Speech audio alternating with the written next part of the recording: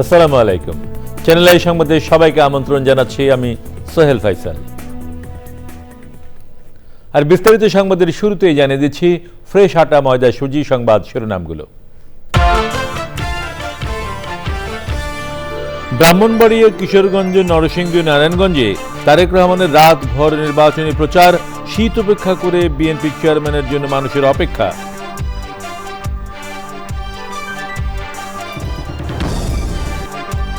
চাঁদাবাজ, দখলবাজ মুক্ত জনপ্রতিনিধি নির্বাচনে জামায়াত আমিরের তাগিদ, আবারও ফ্যাসিবাদ কায়েমের চেষ্টা করলে 5ই আগস্টের মতো পরিণতির হুঁশিয়ারি।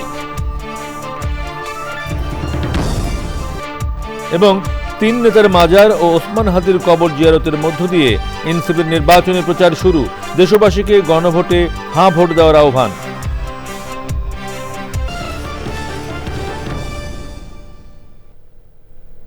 প্রিয় দর্শক, সংবাদ শিরোনামগুলো জানাচ্ছিলাম। এখনকার এই সংবাদ আয়োজনে একই সঙ্গে চ্যানেলের ইউটিউব চ্যানেলে এবং চ্যানেলের ওটিটি প্ল্যাটফর্ম আই স্ক্রিনে লাইভ স্ট্রিম হচ্ছে। যাচ্ছে বিস্তারিত সংবাদে। শুরুতেই জাতীয় সংসদ নির্বাচন 2026 কাউন্টডাউন।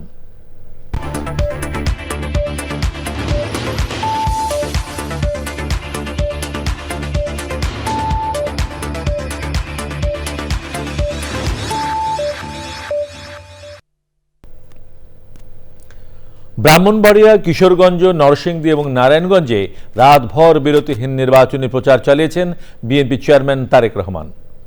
দলের নেতাকর্মী সহ বিপুল মানুষ শীতের রাতের প্রচণ্ড ঠান্ডা উপেক্ষা করে এসেছেন, শুনেছেন প্রিয় নেতার বক্তব্য।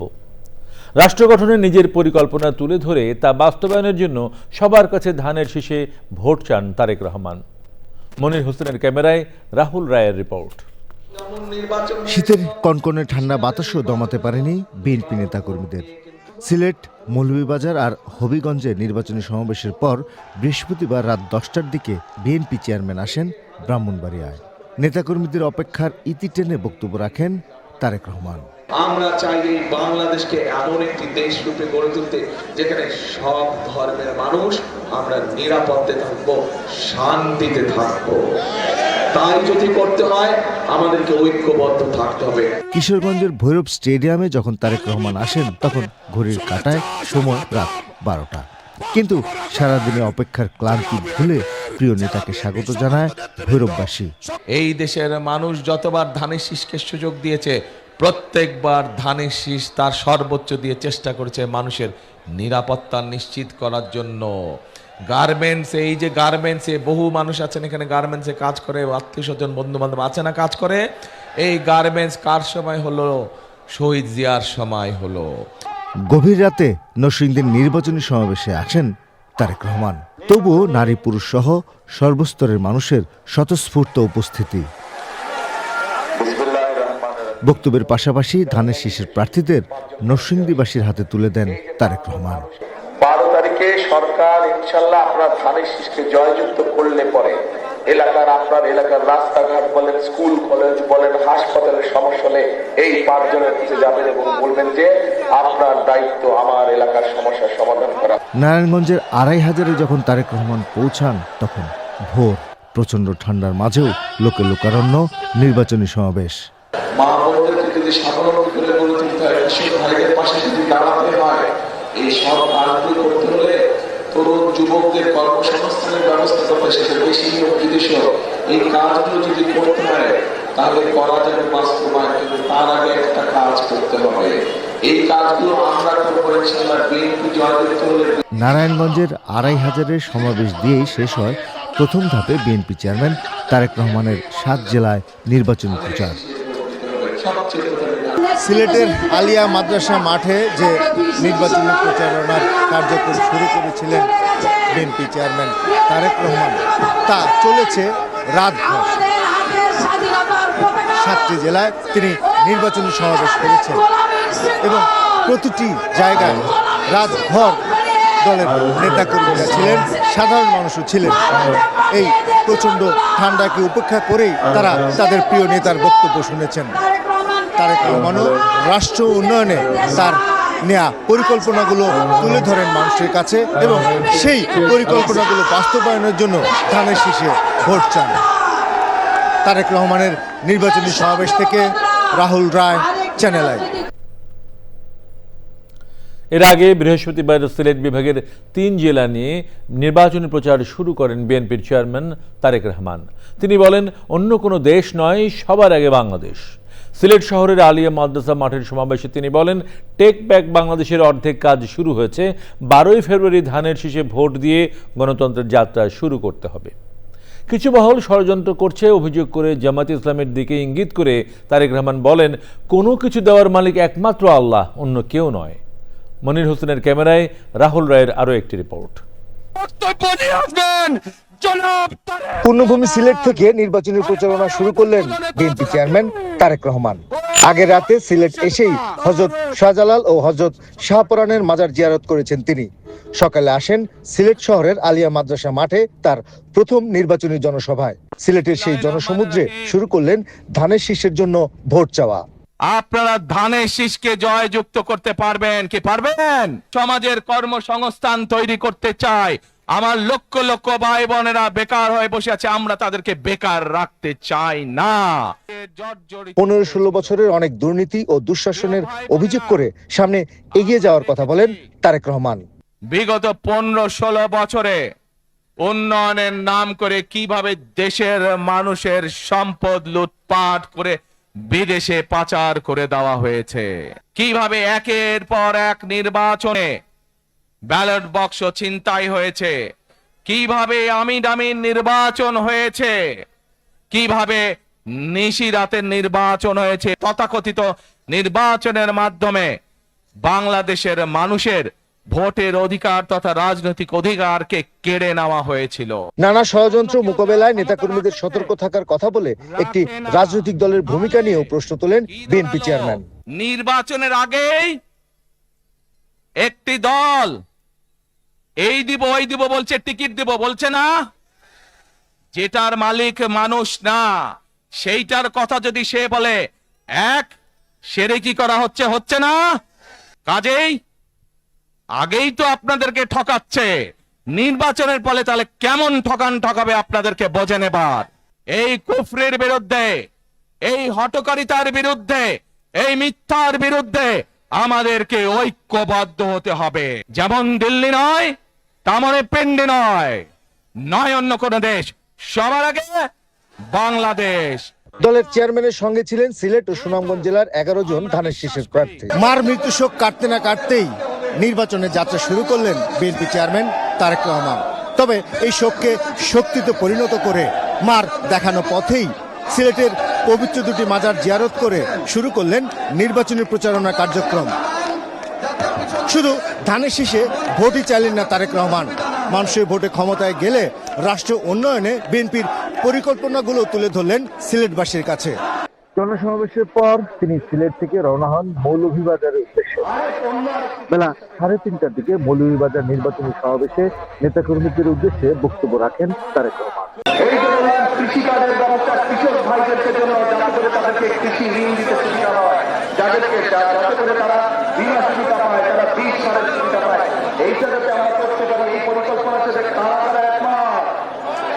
আলহামদুলিল্লাহ প্রিয় ভাই বোনেরা, এই কাজগুলো আমরা দেশের মানুষের জন্য করতে চাই।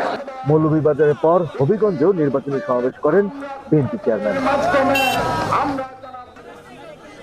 হবিগঞ্জের পর তারেক রহমানের গাড়ি বহর পৌঁছায় ব্রাহ্মণবাড়িয়া। সেখানেও ধানের শীষের জন্য ভোট চান তিনি। রাহুল রায়, চ্যানেল আই। জামায়াতে ইসলামের আমির ডাক্তার শফিকুর রহমান বলেছেন, নতুন পোশাকে ফ্যাসিবাদী আর ভোট ডাকাতরা ফিরে আসতে চাইলে তাদের পরিণতিও 5ই আগস্টের মতো ভয়াবহ হবে। নতুন কোনো ফ্যাসিবাদকে সহ্য করা হবে না বলে হুঁশিয়ারি দিয়েছেন জামায়াত আমির।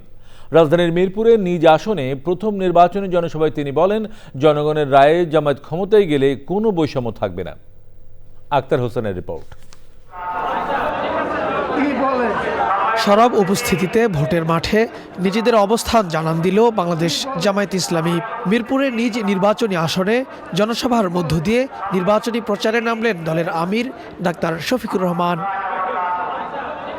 রাজধানীর মিরপুরে আদর্শ উচ্চ বিদ্যালয়ে জনসভায় জামায়াত আমিরের সাথে ছিলেন 10 দলীয় জোটের শীর্ষ নেতারা। সুষ্ঠু নির্বাচনের জন্য সুষ্ঠু পরিবেশ ও সমান সুযোগ দাবি করে তারা বলেন, নির্বাচন কমিশন পক্ষপাতমূলক আচরণ করলে আন্দোলনে নামবেন তারা। নতুন বাংলাদেশে গণভোটের পক্ষে প্রচারণার সময় নতুন জালেমের পক্ষ থেকে হামলা হওয়ার কথা ছিল না।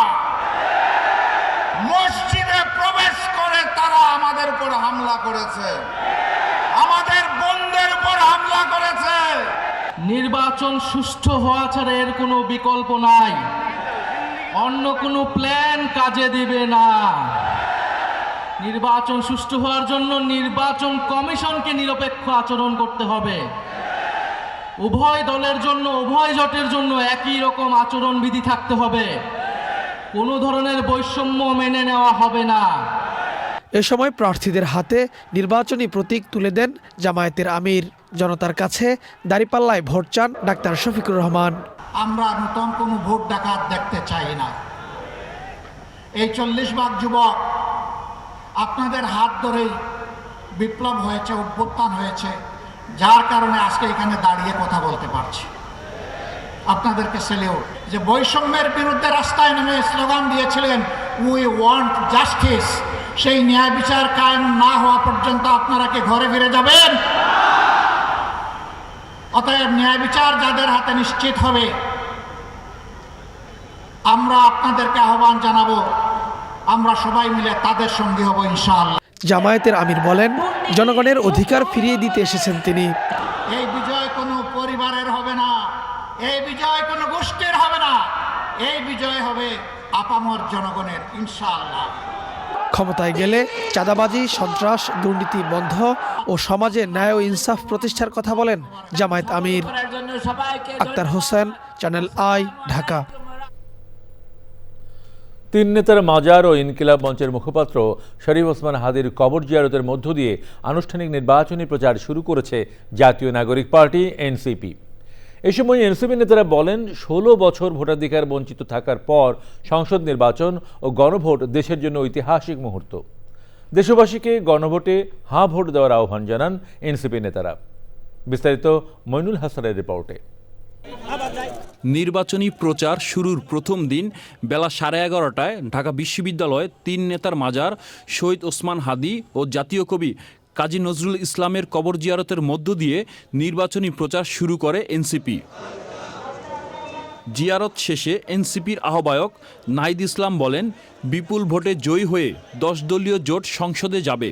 নির্বাচন কমিশন নিরপেক্ষ আচরণ করছে না বলেও অভিযোগ করেন তিনি। গণভোটে সারা বাংলাদেশের মানুষকে আমরা আহ্বান জানাচ্ছি, গণভোটে আপনারা হ্যাঁ ভোট দিন। গণভোটে হ্যাঁর মাধ্যমে সংস্কারের যাত্রাকে অব্যাহত রাখুন। সারা বাংলাদেশের মানুষের প্রতি আমরা আহ্বান জানাচ্ছি, আপনারা 10 দলীয় ঐক্যজোটকে বিজয়ী করুন, 10 দলীয় ঐক্যজোটের মার্কাকে বিজয়ী করুন এবং জাতীয় নাগরিক পার্টি এনসিপির সারা দেশে যেই 30 জন প্রার্থী রয়েছে সেই 30 জন প্রার্থীকে শাপলা কুলি মার্কায় বিজয়ী করে সংসদে পাঠান। পরে মিছিল নিয়ে শাহবাগ হয়ে প্রেস ক্লাবের সামনে যান এনসিপির নেতাকর্মীরা। সেখানে সংক্ষিপ্ত বক্তব্য রাখেন ঢাকা 8 আসনের প্রার্থী নাসিরউদ্দিন পাটোয়ারি। আমাদের যে আপার হাউস হবে সেখানে যাতে শ্রমিক প্রতিনিধি নিশ্চিত করা হয়, কৃষক প্রতিনিধি নিশ্চিত করা হয়, নারী প্রতিনিধি নিশ্চিত করা হয়। আমরা একটি সুন্দর বাংলাদেশ দেখতে চাই, যেই সুন্দর বাংলাদেশের মধ্য দিয়ে আমরা ফ্যাসিবাদী ব্যবস্থার আমরা এখানে বিলোপ করে নতুন একটি রাজনৈতিক বন্দোবস্ত করতে পারবো। নির্বাচনে এনসিপি ও 10 দলীয় জোটের প্রার্থীদের জয়ী করার আহ্বান জানান বক্তারা। Moinul Hasan, channel I, Dhaka. নির্বাচন কমিশনের সিনিয়র সচিব আক্তার আহমেদ বলেছেন, এবারের নির্বাচনে পোস্টাল ব্যালট ও গণভোট থাকার কারণে ফল গণনায় কিছুটা বিলম্ব হতে পারে। নির্বাচনে ইউরোপিয়ান ইউনিয়নের প্রায় 300 প্রতিনিধি থাকবেন। পর্যবেক্ষক ও সাংবাদিক মিলিয়ে বিদেশি প্রতিনিধি থাকবেন প্রায় 500। আইনশৃঙ্খলা বাহিনীর সাথে দায়িত্ব পালন করবে প্রায় 16,000 বিএনসিসি সদস্য। নির্বাচনের সময় মোবাইল ফাইন্যান্সিং কার্যক্রম সীমিত করা হবে, তবে বেশি সময়ের জন্য টানা বন্ধ করা হবে না। নির্বাচন কমিশন ভবনে বিএনসিসি ও মোবাইল ফাইন্যান্সিং সেবাদানকারীদের সাথে বৈঠক শেষে সাংবাদিকদের এসব তথ্য জানান ইসি সচিব। ভোটাররা দুটো ব্যালটে ভোট দিবেন, কাজেই স্বাভাবিক সময়ের থেকে একটু বেশি সময় লাগার কথা।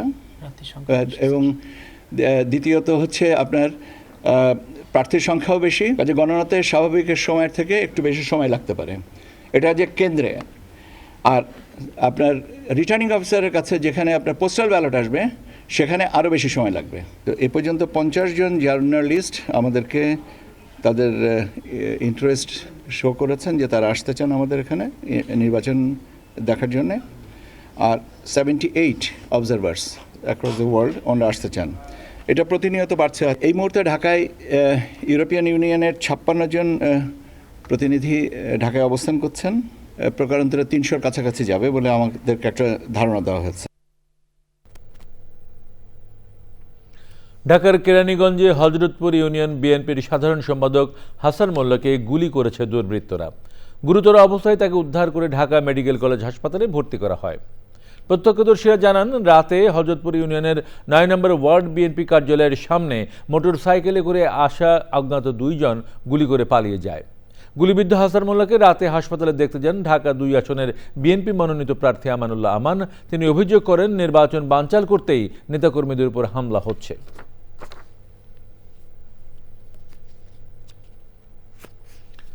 বাংলা চলচ্চিত্রের মুকুটহীন রাজা নায়করাজ রাজ্জাকের জন্মদিন আজ।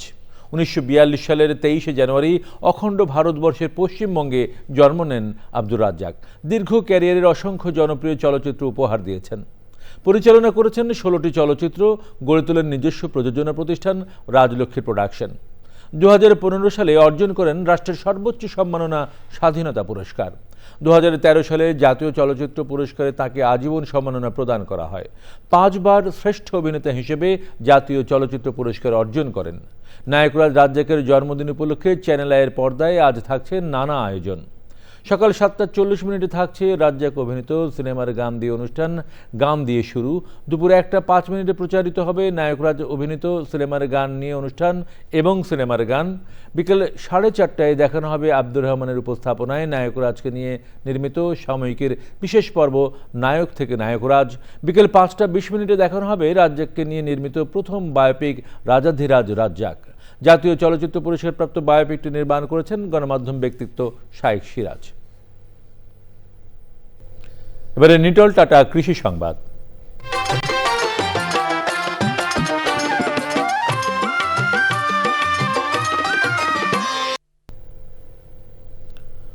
প্রযুক্তি ব্যবহারে সমন্বিত চাষে ফসল উৎপাদনে আগের চেয়ে অনেক বেশি লাভবান হচ্ছেন কৃষক।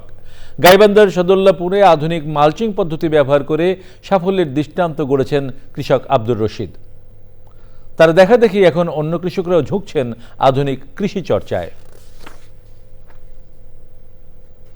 এবারে প্রকৃতি সংবাদ।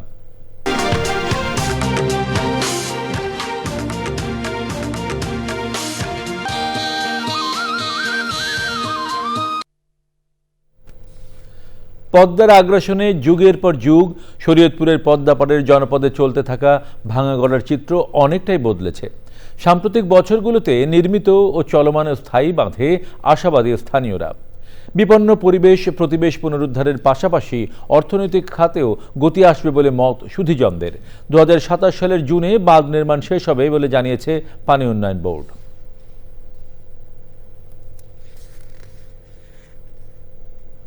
এবারে খেলার খবর।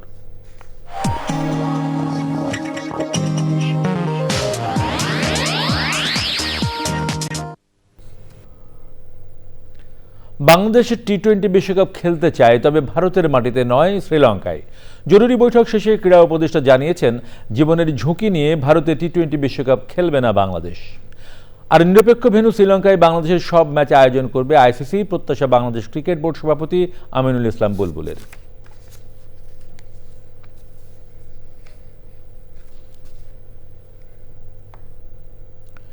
এর সাথে শেষ করছে এখনকার সংবাদ।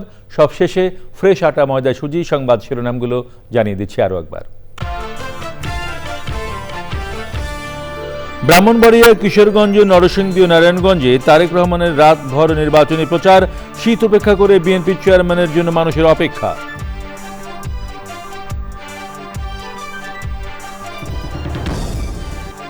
চাঁদাবাজ দখলবাজ মুক্ত জনপ্রতিনিধি নির্বাচনে জামায়াত আমিরের তাগিদ। আবারও ফ্যাসিবাদ কায়েমের চেষ্টা করলে 5ই আগস্টের মতো পরিণতির হুঁশিয়ারি। এবং তিন নেতার মাজার ও ওসমান হাদির কবর জিয়ারতের মধ্য দিয়ে এনসিপির নির্বাচনী প্রচার শুরু, দেশবাসীকে গণভোটে হাঁ ভোট দেওয়ার আহ্বান।